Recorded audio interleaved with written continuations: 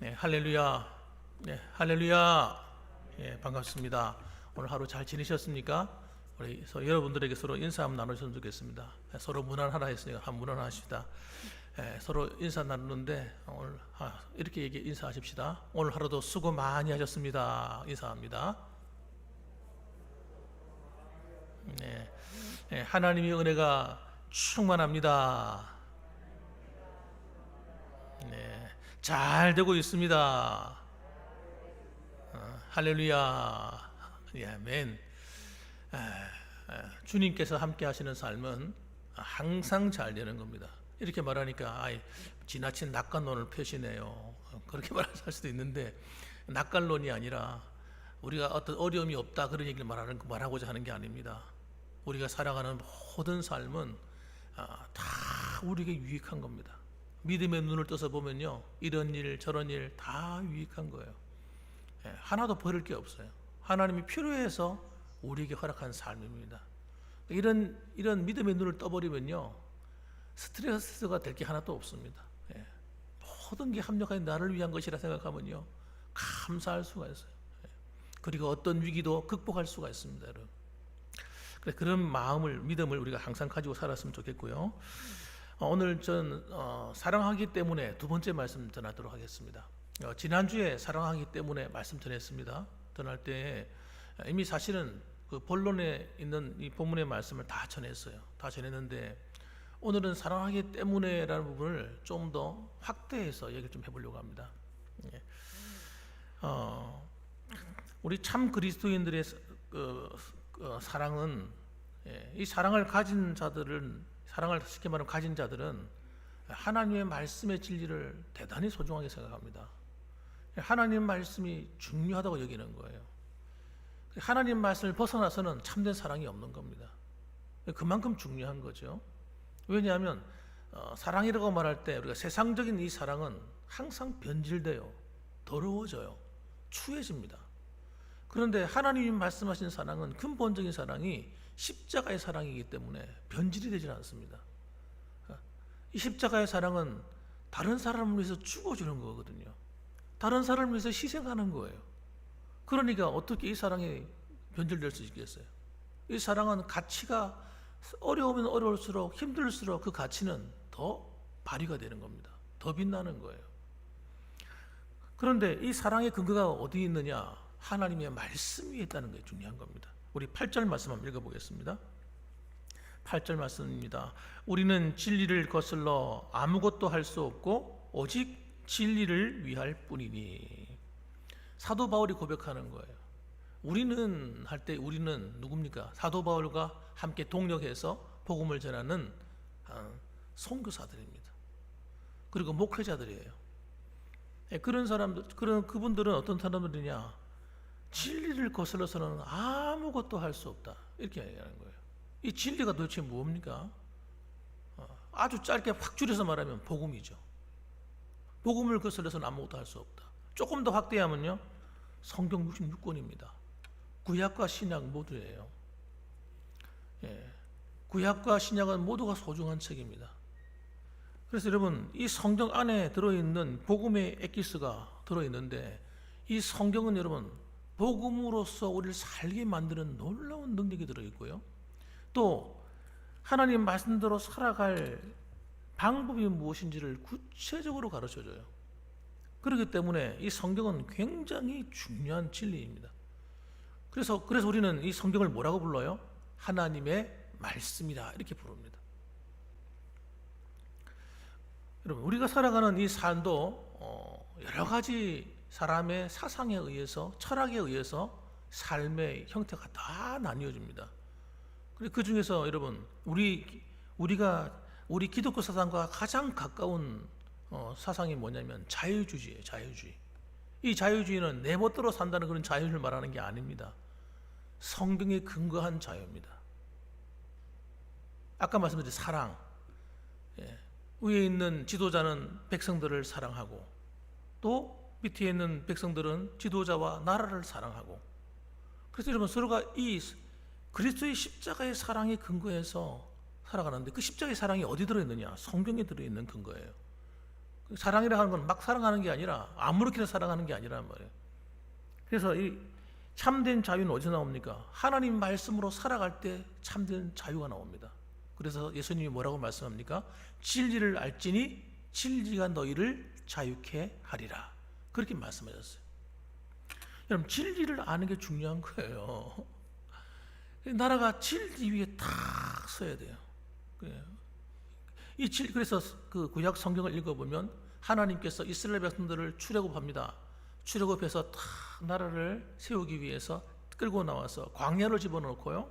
그 광야에서 그는 시내산 그 앞에서 백성들을 다 모아놓고 그 맨 꼭대기에서 하나님이 모세를 불러다가 거기서 40일 동안 만납니다. 만나면서 거기서 뭘 하느냐? 율법을 전수합니다. 율법을. 그 율법이 뭡니까? 이스라엘 백성들이 살아가야 될 진리인 거예요. 헌법인 겁니다. 헌법. 지금으로 말하면 그 나라의 헌법이에요. 율법은 단순한 어떤 그냥 어떤 사상의 어떤 종교적인 책으로 주신 것이 아니고 삶의 법으로 주신 겁니다. 삶의 법으로 살아라고 주신 거예요. 이걸 연구해서 무슨 논문을 쓰고 박사학위를 따고 뭐 신학을 그렇게 하기 위해서 준 것이 율법이 아닙니다. 진리대로 살라고 주신 거예요. 말씀대로 이렇게 나라 백성들이 살아야 된다는 거예요. 그래서 이 법을 떠나면 다 죄다. 그러니까 법을 떠나 죄가 되니까 감옥에도 가고 벌도 받고 하는 거예요. 그래서 여러분, 우리 그리스도인들은 하나님의 말씀을 근거해서 나를 살아가는 거예요. 그것이 뭐라고 말합니까? 요즘 말하는 법치주의, 이렇게 말하는 법치주의. 나라가 법이 없으면요, 헌법이라고 하는 법이 없으면 나라는, 여러분 죄송합니다, 목사 입에서 개판이 되는 겁니다. 엉망진창이 되는 거예요. 법을 무너뜨려 버리면, 법의 근간을 탁 허물어 버리면요, 나라가 여러분 힘센 자의 것이 되어 버립니다. 힘 있고 능력 있고 권세 있는 자들이 밑에 있는 사람들을 지배하게 되는 거예요. 그걸 전제주의라는, 전제주의. 전제주의는 뭡니까? 왕처럼 사람들을 부리는 겁니다. 그래서 옛날에 우리 왕정 시대는 어떻습니까? 계급이, 신분이 딱 나눠져 있잖아요. 왕, 귀족, 평민, 노예들 딱 나눠져 가지고 안 바뀌어요, 평생. 이게 전제주의예요. 그래서 가난한 사람은 계속 가난하게 살아요. 전제주의 하에 살아가는 사람들은요, 신분의 변화하기가 대단히 어렵습니다. 가난한 사람들은 계속 가난하게 살아야 되고, 그 다음에 부한 사람은 계속 부하게 살아야 되는 거예요. 왜? 힘이 가진 사람이 이기는 거예요. 법이 소용이 없는 거예요. 그래서 하나님을 사랑하는 그리스도인들은 하나님의 말씀을 근간으로 해서 나라의 법을 지키는 것이 하나님의 사랑을 실천하는 거예요. 그러니까 세상의 법을 우습게 여기는 사람은 하나님의 법을 우습게 여기는 것과 똑같은 거예요. 그 법이 그렇게 중요한 겁니다. 그래서 법을 가볍게 여기는 사람은 믿음이 없는 사람일 확률이 되게 높아요. 그 나라가 혼란스럽다는 얘기는 무슨 말입니까? 믿음을 가진 사람들이 법을 엉망진창으로 쓰고 있다는 거잖아요. 적당히 속여서 위반하게 하면서. 그리스도인들이 그렇게 살아버리면 하나님의 심판을 면할 수가 없어요. 하나님의 심판을. 여러분, 그것을 모르는 사람들이 너무 많습니다. 하나님과 관계가 온전한 사람은 옆에 있는 사람과의 관계도 온전해야 돼요. 이게 정상적인 성도의 신앙인 겁니다. 하나님과 관계는 좋은데 사람과의 관계가 안 좋아. 그런 일이 있을 수가 없는 거예요. 진짜 그리스도의 사랑이 있는 사람은 여러분, 하나님만 사랑하는 것이 아니라 교회를 사랑하고 성도를 사랑하게 되어 있는 겁니다. 그리고 우리가 살아가는 이 나라도 사랑하게 되어 있는 거예요. 그게 정상이죠. 그래서 여러분, 하나님의 말씀을 삶의 핵심 가치로 여기는 사람은 여러분, 비진리를 미워하고요, 불법을 미워하고 혐오합니다. 그리고 이단이나 악해가는 자들을 강하게 거부합니다. 여러분, 우리는 이단을 사랑할 수 없습니다. 그건 불법을 용인하는 거예요. 그건 교회 안에다가 불법을 끌어들이는 큰 어마어마한 죄를 짓는 것과 같은 거예요. 그들이 회개하고 정말 하나님께서 회개하고 돌아올 때 받아주는 거지, 이단자들 그 회개하지 않고 회심하지 않은 자들을 우리는 받을 수가 없어요. 그래서 여러분, 복음과 교회, 이웃을 섬기는 일에는 한없이 희생하고 사랑하고 약자가 되어주지만, 그러나 여러분, 그렇지 않은, 하나님이 기뻐하지 않는 불법을 행하는 일에 대해서는 여러분 아주 강한 사람이 되는 거예요. 그것이 그 기독교인들이에요. 그래서 여러분, 기독교인들은 대단히 무섭습니다. 여러분, 정말 깨어있는 기독교는 야성을 가진 사람들이에요. 그래서 그런 사람들을 정치인들이 무서워해요. 깨어있는 이런 사람들을, 힘 있는 사람들이 두려워합니다. 자, 그래서 여러분, 우리는 여러분 이 그리스도인으로서의 살아가는 때 반드시 회복해야 될 게 뭡니까? 나라를 정말 사랑하는 걸 마음을 회복해야 됩니다. 이 세상에 있는 사람들을 하나님과 상관없다고 함부로 대하면 안 됩니다. 밖에 나가면 예수 안 믿는 사람들 많이 만나잖아요. 그런 사람들에게 내가 만난 그리스도의 사랑을 나눌 수 있어야 돼요. 사랑하기 때문에, 주님을 사랑하기 때문에 그런 일이 벌어지는 거예요. 기독교인들이 교회 안에서만 성도들끼리만 사랑하면 안 되는 거예요. 그거는 여러분 주님이 원하시는 뜻이 아니에요. 세상에 있는 사람들을 십자가의 사랑으로 용서해주고 그들을 받아들여주고, 불법은 과감하게 미워하고 따르지 않지만, 그러나 그들이 연약하면 우리가 도와주고 함께 해줄 수 있는 그런 마음을 가지는 겁니다. 그래서 교회는 여러분 누구보다도 나라를 사랑하는 사람들이에요. 저는 진짜 나라가 위태위태할 때마다 정말 얼마나 많은 교회가 이 일에 나라를 위해서 앞장서는가. 여러분 생각해 보세요. 예전에 우리 서해안에 어떤 일이 있었습니까? 그 기름때가 그냥 꽉, 배가 유조선이 넘어져 가지고 해안가가 전부 다 기름 범벅이 돼 버렸어요. 그건 회복 불가능이라고 그랬어요. 그 당시에 회복하려면 10년은 넘게 걸릴 것이다. 그 갈매기나 이런 철새들이 그냥 기름을 뒤집어 써가지고요, 눈만 멀떡멀떡 해가지고 있는 그런 모습들. 과연 저거 어떻게 할까요? 그렇게 됐을 때 제일 먼저 달려간 사람들이 누군지 아세요? 기독교인들이에요. 아니, 서울에 있는 모 교회는 여러분, 나라가 문제가 생길 때마다, 재난을 당할 때마다 제일 먼저 뛰어가요. 남존대 조직해가지고요, 이런 구조대원을 아예 만들어놨어요, 교회 안에다가. 그래가 뭐 대형 교회도 아니에요, 그 교회는. 그런데 여러분, 그런 일에 나라가 위태하다 그러면요, 앞장서서 달려가 돕는 거예요. 그래서 여러분, 교인들이 여러분 교회에서 단체로 차를 타고요, 막 가서 도왔어요. 가서 기름 제거한다고요. 그 기름 제거하는 종이 같은 거 있잖아요. 그거 막 덮어다 닦고 바위를 닦고 난리가 났습니다. 우리나라 국민 가운데 여러분 기독교인이 1,000만 명이래요. 굉장한 숫자거든요. 그건 5분의 1이잖아요. 예전에는 10년, 20년 전에는 4분의 1이라고 그랬거든요. 나라를 사랑하는 거죠, 여러분. 이렇게 기독교인들이 있었기 때문에 우리나라가 이렇게 해요. 또 여러분, 일제시대 당시에, 일제강점기 당시에 여러분 정말 나라를 위해서 싸운 사람들이 어떤 사람들인 줄 아세요? 거의 기독교인들이었어요. 이렇게 말하면 다른 분들은 좀 섭섭할지 모르겠는데 사실 그랬습니다. 제가 그 유명한 분들 이름만 제가 한번 찾아봤어요. 한번. 서울에 있는 상동교회 같은 교회는요, 그 일제시대 당시에 나라가 어려울 때 저녁 시간 7시부터 9시까지 나라를 위해서 국국기도 한다고 수천 명이 몰려들었대요. 그 당시만 하더라도. 자기 먹고 살아야 되는데 그거 뒤로 하고요, 매일같이 모여서 기도했다는 거예요.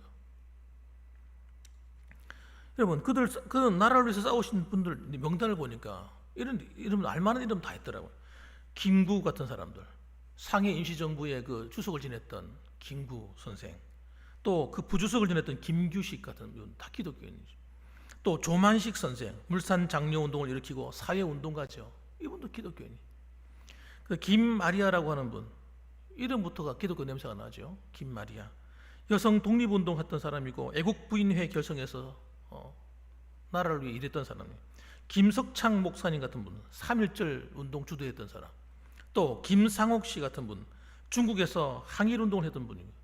안중근 열사 같은 하얼빈에서 이토 히로부미를 갖다가 예, 제거한 사람이지 않습니까? 이준 열사 같은 헤이그의 열사, 이준 열사 같은 나라의 이런 어려움을 세계에 알리고 도움을 요청했던 사람들, 유진성 목사님 같은 분, 이분 군자금 모금하고 성주 만세 시위 운동을 주도했던 사람이에요. 또 월남 이상재 선생 같은 분, 3.1운동의 배후 인물로 지목되어 가지고 쫓겨다니기도 했죠. 이분이 조선 YMCA 연합회 회장이었습니다.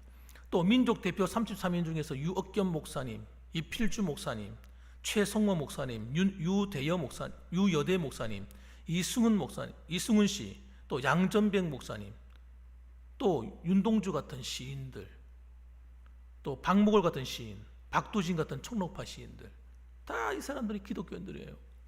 또 이동영, 조성환, 주시경 선생, 최남선 선생, 남궁옥 선생, 유관순, 만세운동 했다고 그래가지고 이 어린 애를 갖다가 잔인하게 그냥 귀를 자르고 코를 자르고 몸을 난도에서 죽였던, 산산조각 내었던 그 비참한 일을 당했던 사람이 유관순이지 않습니까?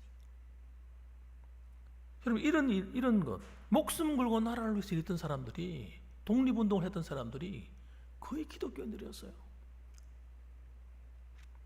뭐가 답답했어요? 여러분, 나라 없이 어떻게 신앙생활을 할 수 있습니까? 나라를 잃은 상태에서 안 되잖아요. 그러니까 만세운동하고 하니까 이 일본 사람들이 그거 하지 못하게 하려고 얼마나 방해를 많이 했는지 모릅니다. 핍박도 많이 하고. 9절 말씀 보면 우리가 약할 때에 너희가 강한 것을 기뻐하고 이렇게 말씀하고 있어요. 또 이것을 위하여 구하니 곧 너희가 온전케 되는 것이라. 여러분, 우리가 약할 때에 너희가 강한 것을 기뻐하고, 우리는 다른 사람이 잘 되는 걸 기뻐해야 됩니다. 나라가 잘 되는 걸 기뻐해야 돼요. 나라가 어려운데 가만히 침묵하는 거는요, 그건 정말 기독교인이라고 할 수 없는 거예요. 우리 주위에 어려운 사람이 있는데 가만히 보면서 어려움이 당했구나, 그래, 이러고 있으면 안 되는 겁니다. 저는 나라를 위해서 희생하며 헌신했던 지도자들이 너무나 그립습니다. 그 가운데 여러분, 저는 깜짝 놀란 것이 이걸 조사하면서 목사님들이 너무 많다는 거예요. 목사님들이 앞장서서 계몽운동을 했어요. 밑에 앉아있는 이 성도들이 잘 모르니까, 뭐 정치에 대해서, 나라의 실정에 대해서 어떻게 알겠어요? 잘 모르지. 모르니까 그들에게 가르쳐서 정말 바른 애국심을 갖게 만들고, 바른 신앙을 가지게 만들었던 것입니다. 그런데 요즘 저는 깜짝 놀라는 것이 뭐냐면, 왜 목사가 강단에서 정치적인 발언하면 안 됩니까? 나 그 말 듣고는 충격받았어요. 이게 정치적인 발언입니까, 여러분? 나라를 위해서 이야기하는 게 정치적인 발언입니까? 그건 입을 막는 겁니다, 여러분. 목사들이 입을 막으면 안 됩니다. 종교분리래요, 종교분리. 종교분리라는 말도 모르는 사람들이 종교분리가 왜 생겼는지를 조사를 해봐야 돼요. 조사를 해보면요, 미국에서 생겨났어요. 왜 종교분리를 만들었냐면, 그들은 기독교 정신 위에 나라를 세웠기 때문에 정부가 예수 믿는 사람들의 입을 틀어막거나 신앙생활 하지 못하도록 방해해서는 안 된다고 하는 거예요. 그걸 말하기 위해서 종교분리를 만든 거예요. 신앙생활하고, 그래서 지금도 여러분 미국 가면요, 목사들이 이런 바른 말을 합니다. 앞에 강단에서 이렇게 정치적인 발언도 하고, 자기가 옳다고 믿는 신념에 대해서 성경적인 근거를 가지고 설명도 하고 이렇게 합니다. 아무도 그걸 불법이라고 말하지 않아요. 그런데 이 종교분리를 잘못 만든 사람들이 누굽니까? 일본 사람들이에요. 일본 사람들이 가만 보니까 교회가 독립운동을 하고 목사들이 앞장서 가지고 국민들의 의식을 깨우고 이렇게 하니까 이거 가만 놔두면 안 되겠는 거예요. 그래서 한 게 뭔지 아세요? 종교분리를 주장하면서 교회가 정치에 관여하지 마라, 이렇게 거꾸로 얘기를 하기 시작한 겁니다. 근데 지금 그걸 가지고 지금 현재 한국 교회가 목사들이 목을 다 죄고 있는 거예요. 하지 마라, 왜 하냐? 강단에서 왜 정치적인 발언하느냐? 나라가 잘못되고 있는데 그걸 바라보면 말 한마디도 못하고 벙어리처럼 있으면요, 끝나는 겁니다. 나라가 위태할 때는요, 목사님들이 깨어서 성도들을 가르쳐 줘야 돼요. 나라가 어떻게 되고 있는지, 무슨 어려움이 있는지 가르쳐야 돼요. 그게 목사의 사명이에요. 그래서 이 구약에 보면 선지자들 가만 보세요. 선지자들이 어떤 활동을 합니까? 왕한테 가가지고 대항하지 않습니까? 왕이여, 왜 그렇게 합니까? 다른 사람들은 말 한마디 못하는데 선지자들이 가서 목숨 걸고 왕한테 대항하는 거예요. 불법을 행하는 왕에게. 그게 여러분 선지자적인 사명이에요. 목회자들이 그렇게 할 수가 있어야 돼요. 정권의 개노릇하면 안 됩니다. 나라가 잘못하고 있는데도 옳다고 앞에 서가지고 그 사람들을 축복기도 해주고 이러면요 안 되는 거예요.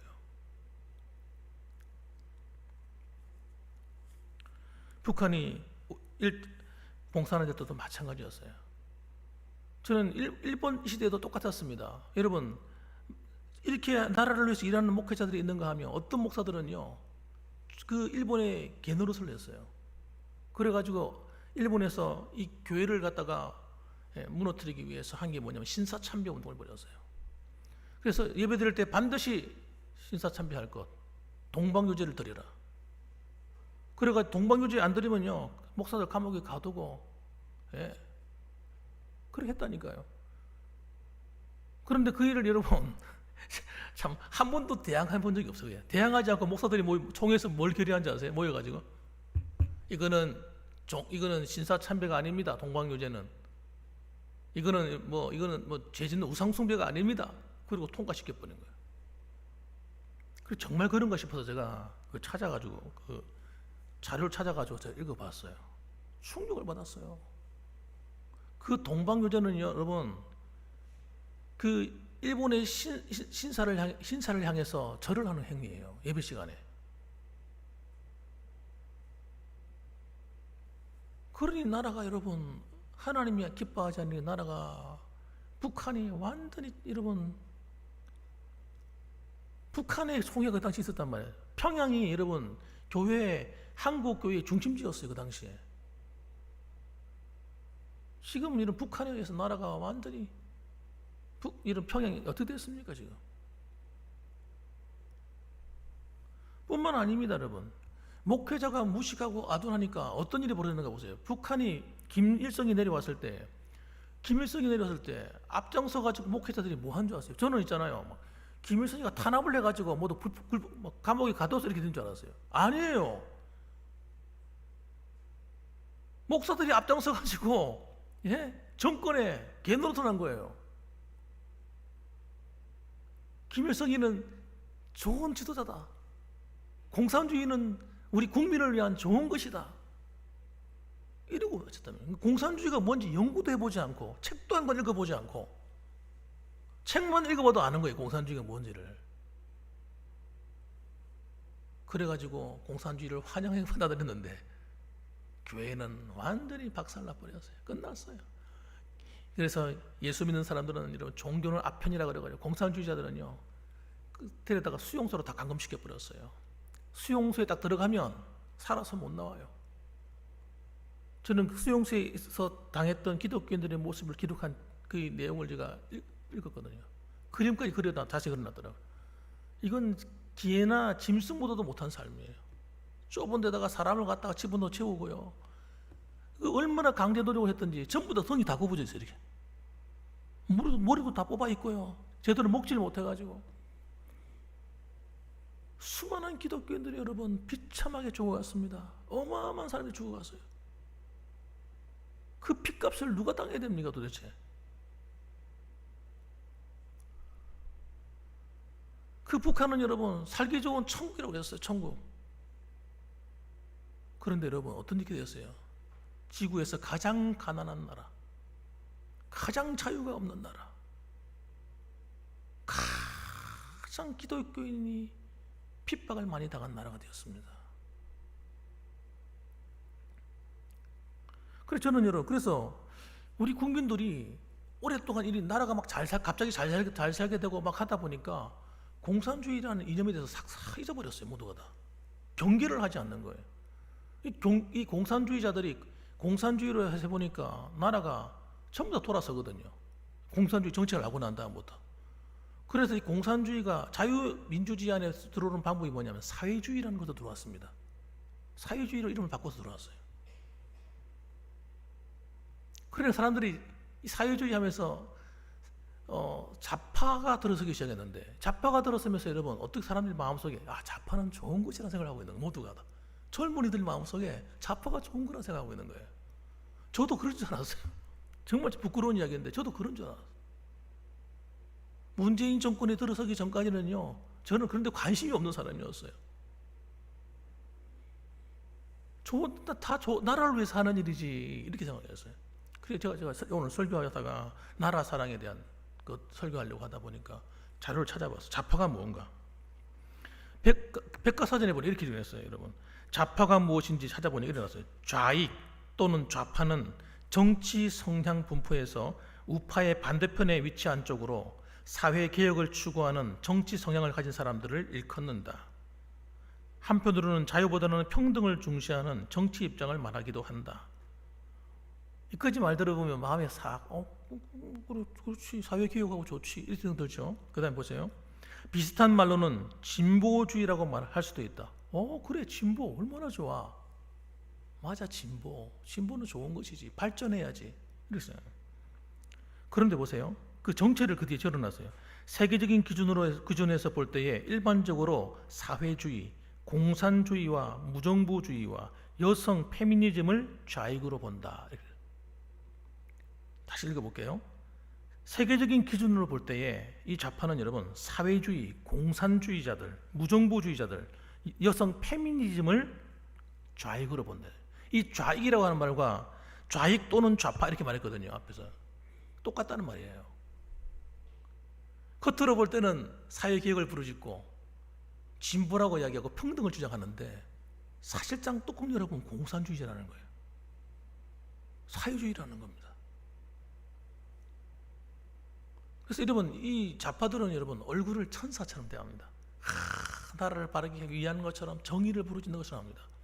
그런데 이들의 정체가 딱 나중에 알고 보면요, 하나도 정의로운 것이 없습니다. 하나도 사회개혁이 아니라 사회를 공산주의로 개혁하는 거예요. 그래서 가진 사람들 것을 다 빼앗는 정치를 합니다. 우리나라가 지금 하는 경제, 문재인 대통령이 들어한 것이 바로 그거예요. 사람들이 많이 비판했죠. 왜 비판하냐? 공산주의 경제니까요. 공산주의 경제는 생산적인 게 아니에요. 기업을 일으켜가지고 이렇게 사람들을 이렇게 해가지고 많이 이렇게 생산해내는, 그래서 잘 먹고 잘 살게 만드는 그런 경제가 아니고 가지고 있는 사람들을 빼앗는 거예요. 세금을 먹여가지고. 가진 사람도 한계가 있잖아요. 그거 다 빼앗고 나면 어디서 돈이 나옵니까? 그러니까 부도 나고 살 수가 없으니까 세금을 막 때려대니까 살 수가 없어. 기업을 못 해요. 다 망하는 거예요. 처음에는 막 뺏어서 나눠주니까 좋아가지고 이 잘한다. 사회주의가 진짜 하는 나라들이 다 그랬다는 거예요. 브라질, 아르헨티나, 남미 얼마나 잘 살았습니까? 옛날에. 그리스 같은 나라, 베네수엘라, 기름이 나가지고요 똥똥거리고 잘 살았어요. 근데 사회주의를 딱 하는 순간 막 퍼주잖아요. 막 포퓰리즘이라고 그래가지고 막 세금 걷어 젊은 애들이 돈 뿌리고 막. 처음에는 좋았죠. 나중에는 줄 게 없는 거예요. 당연한 거 아니에요. 나중에 나라가 부도나는 거예요. 대표적인 나라가 베네수엘라와 그리스입니다. 지금 제가 얘기 들어보니까 지금 남미에서도 브라질하고 아르헨티나가 너무 힘드니까 할 수 없이 지금 이제는 사회주의를 버리고 이제는 자유 시장 경제로 돌아서고 있다고 그런 얘기를 하더라고요. 얘기 들어보니까. 여러분, 그래서 우리는 정말 뭐가 옳은 것인지를 가만히 생각해 봐야 돼요. 무조건 따라가면 안 돼요. 세상 사람들이 옳다 그러면요, 그래? 정말? 그래, 한번 따라가 보자. 이게 아니라 우리는 하나님 말씀을 딱 근거해야 돼요. 하나님 말씀을 통해서 하나님이 원하는 게 뭔가, 무엇이 정말 하나님이 기뻐하는 건가라고 생각하는, 그게 기독교인들입니다. 그래서 여러분, 우리 교회의 이 믿음을 가진 성도들은, 진리 위에 서 있는 성도는요, 법을 지켜야 돼요. 그런데 이 사회주의자, 죄송합니다, 좌파, 이 공산주의 개념을 갖고 있기 때문에 특히 우리나라는 여러분 주사파가 대세를 잡고 있어요. 주사파는 뭐냐? 김일성주의자들입니다. 김일성을 신으로 숭상하는 사람들이에요. 그 사람들은 우리나라 사람이 아니에요. 죄송하지만 북한의 김일성을 따르는데 어떻게 우리나라 사람이에요? 그러니까 우리나라를 귀하게 안 여깁니다. 우리나라 경제를 갖다가 막 엉망진창을 만들어 놓잖아요. 왜? 우리나라가 자기 나라가 아니니까. 우리나라 사람들이 백신이 맞아 죽든 말든 지금 백신 맞아 죽은 사람이 1000명이 넘어가고 있는데 이거는요 드러난 것이고, 그 다음에 사람들이 틀림없이 백신으로 때문에 맞아 죽었는데도 불구하고 이거 안 쳐주는 거예요. 나라에서 이거 백신 맞아 죽은 게 아니다고. 그렇게 하는 사람까지 다 합하면요 얼마나 많이 죽었는지 모릅니다. 오늘 제가 방송을 보다가 너무 마음이 아팠어요. 고등학생 아이가 이제 아이가 공부해가지고 대학도 들어가고 해야 될 고3짜리 애가 백신 맞아서 죽은 거예요. 그 울분을 토하면서 앞에 나와 얘기를 하더라고. 그런 사람이 그분 한 사람뿐만 아닌 거예요. 여러 사람이 나와서 얘기하는 거예요. 그 앞에 그 질병 관리하는 청에서 나온 분도 계시던데 와가지고 말 한마디 못해요. 그 앞에 나와가지고. 그럼 이래가지고 가만히 있어요. 가만. 왜 이 생명을 이렇게 귀하게 여기지 않습니까? 여러분 코로나19는 감기 바이러스라고요. 좀 생각이 있는 공부를 조금만 한 사람은 금방 알 수 있는 거예요. 감기 바이러스는 백신으로 절대 못 잡아요. 백신으로 잡혀지지가 않습니다. 독감 바이러스, 독감 같은 경우는요 인플루엔자예요. 그 백신이 있는 이유가 인플루엔자는 이 바이러스하고 완전 다릅니다. 그런데 지금 우리 인류가 못 잡은 질병 가운데 하나가 암을 못 잡았고요. 그리고 못 잡은 게 뭔지 아세요? 이 감기예요. 감기. 바이러스를 못 잡았어요. 지금까지. 그런데 바이러스를 잡겠다고요? 백신 넣으면 된다고요? 이런 거짓말을 하면 됩니까? 국민들을 속이면 됩니까? 저는 지금까지 참았는데 우리 교인들도 되도록이면 백신 안 맞기를 원해요. 특별한 경우 아니면. 지금 백신 맞아가지고 한 달 동안 아파가지고 했던 분들 계시잖아요. 한 달 넘도록 아프셔가지고 고생하시고.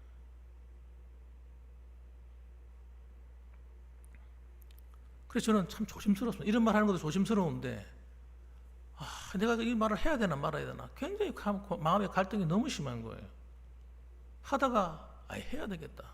우리 성도들이라도 들을 사람 듣고 해야 되지 않겠나는 생각이 드는 거예요. 이번에도 백신 패스 그것 때문에 법원에 올라가가지고 법원 판결이 났지 않습니까? 이거는 말이 안 된다. 법원 하나 올라가가지고 얘기하는데 말을 못하는 거예요. 이 질병증에 나온 분들이 왜 백신을 맞아야 되는가? 이쪽에는 근거가 많이 있어가지고 불합리한 것에 대해서 잘못된 것에 대해서 막 얘기를 하는데 이쪽엔 말을 못해요. 그리고 지금 자기들은 계속 항소하겠다 그러더라고요. 그리고 이번에 어제 보니까 그 풀렸더라고요. 그 마트 가는 거 이런 거 대형마트 들어가는 거 방역 패스가 풀려야 돼요. 이렇게 항고하기 때문에 풀리는 거예요. 가만히 앉아 있으면요 다 당하는 겁니다. 저는 이렇게 생각합니다. 우리가 정말 나라가 살아가는 게 뭔가를 가만히 생각 한번 해보십시다. 그래서 나라가 정말 살아가는 것은 여러분 정말 바른 진리를 말하는 겁니다. 진리가 아닌데 맞다고 고개를 가만히 하고 있으면 안 됩니다. 의사들이 정말 바보가 아닌 이상 보면 알 수 있는 그런 이야기를 갖다가 앞에 나와가 방송에 나와가 떠들어요. 백신을 많이 맞아야 된다고 자꾸 얘기하는 거예요. 사람이 바이러스 벌레가 죽어가는 사람보다 백신에 맞아 죽어가는 사람이 현저하게 막 늘고 있는데 그걸 보면서도 백신 맞아야 된대. 그분은 정말 의사의 자질이 있는가 더 궁금합니다. 의사가 아닌 저도 알 수 있는 이야기를 갖다. 그래서 참 그런데도 불구하고 유튜브나 이런 방송에 나와서 이 백신의 패스에 대한 얘기를 하는 분들은요 목숨 걸고 하는 거예요. 자기 밥줄 걸고 얘기하는 거예요. 우리는 그 사람들을 가짜 뉴스라고 막 매도하면 안 됩니다. 그렇게 의사가 나와서 한마디 하게 되면 여러분 정부에서 탄압이 들어와요. 그리고 가짜뉴스 생산자를 고발해봐가지고 법원에 세운다고요. 그러면 먹고 사는 길이 다 막혀버리는 거예요. 그런데도 불구하고 자기 목숨 걸고 나와서 이야기하는 사람들이라니까요. 그래서 여러분 저희들도 오늘도 이 사실을 좀 가슴 생각하고 정말 십자가의 사랑이 뭔가 그것은 바로 진리 위에 있는 것이다. 8절 말씀 오늘 주제 말씀인데요. 같이 한번 읽고 마쳤으면 좋겠습니다. 8절 말씀입니다. 같이 읽어봅니다. 우리는 진리를 거슬러 아무것도 할 수 없고 오직 진리를 위할 뿐이니. 예, 십자가의 사랑을 가진 교회는 여러분 정말 진리 위에 서 있는 겁니다. 진리가 아닌 것에 대해서는 말할 수 있어야 됩니다. 그리고 정말 국민을 사랑하고 나라를 사랑하는 우리 성도님들 되시고 이 어려울 때에 여러분 기도할 때마다 나라를 위해서 기도하는 것 꼭 빠뜨리지 마시고 코로나19라든지 이런 것들이 빨리 물러갈 수 있는 정말 자유롭게 신앙생활하고 자유롭게 경제생활할 수 있는 그런 날이 올 수 있도록 여러분 기도 많이 해주시기를 주님의 이름으로 축복합니다. 아멘. 기도하겠습니다.